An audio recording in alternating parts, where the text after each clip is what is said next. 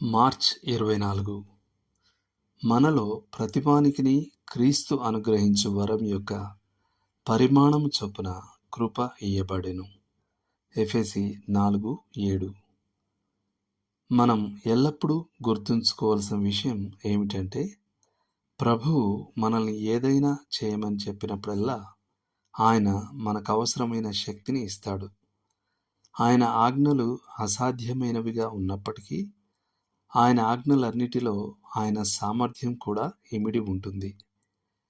యిత్రో మోషేతో ఇలా అన్నాడు: దేవుడు నీకిలాగు సెలవిచ్చిన ఎడల నీవు ఈ పని చేయుచు దాని భారమును సహింపగలవు. మరియు ప్రజలందరూ తమ తమ చోట్లకు సమాధానముగా వెళ్ళుదురని. నిర్గమకాండము 18:23. ఇక్కడ సూత్రం ఏమిటంటే, దేవుడు తాను నియమించిన ప్రతి పనిని నెరవేర్చడానికి తన మనిషికి సామర్థ్యం కల్పించే పూర్తి బాధ్యతను తాను తీసుకుంటాడు. జె.ఓ. శాండర్స్.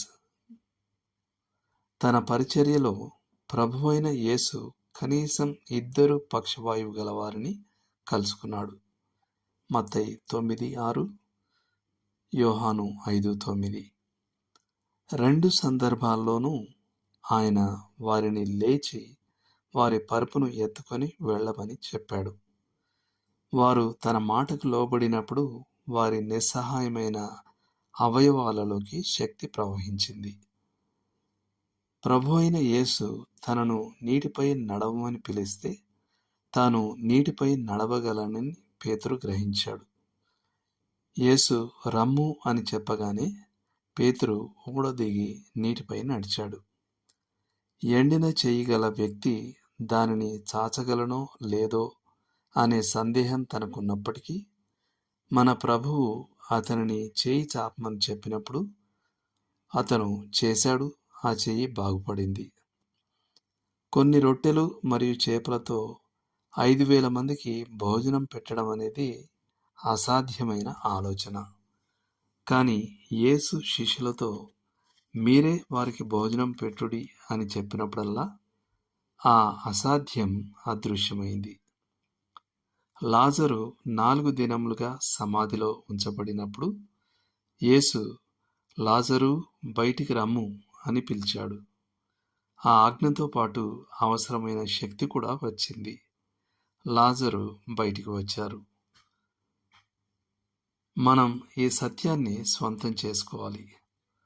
దేవుడు మనల్ని నడిపించినప్పుడు మేము చేయలేము అనే సాకుతో మనం ఎప్పటికీ తప్పించుకోకూడదు.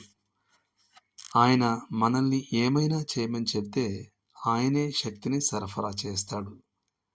దేవుని కృప మిమ్మల్ని నిలబెట్టలేని చోటికి దేవుని చిత్తం మిమ్మల్ని ఎప్పటికీ నడిపించదు. దేవుడు ఏదైనా ఆజ్ఞాపించినప్పుడు ఆయన ఆజ్ఞాపించిన దానికి ఆయనే వెల చెల్లిస్తాడు అనేది కూడా అంతే నిజం. ఆయన నడిపింపు విషయంలో మనకు నిశ్చయత ఉంటే మనం ఆర్థిక విషయాల గురించి చింతించాల్సిన అవసరం లేదు. ఆయనే సమకూరుస్తాడు. తన ప్రజలు దాటి వెళ్ళడానికి ఎర్ర సముద్రాన్ని, యోర్దానును తెరిచిన దేవుడు నేడు కూడా అదే విధంగా ఉన్నాడు. ఆయన ప్రజలు ఆయన చిత్తానికి లోబడినప్పుడు ఆయన ఇప్పటికీ అసాధ్యాలను తొలగించే పనిలోనే ఉన్నాడు. ఆయన ఆజ్ఞాపించేది ఏదైనా చేయడానికి అవసరమైన కృపనంతటినీ ఆయన ఇప్పటికీ సరఫరా చేస్తాడు.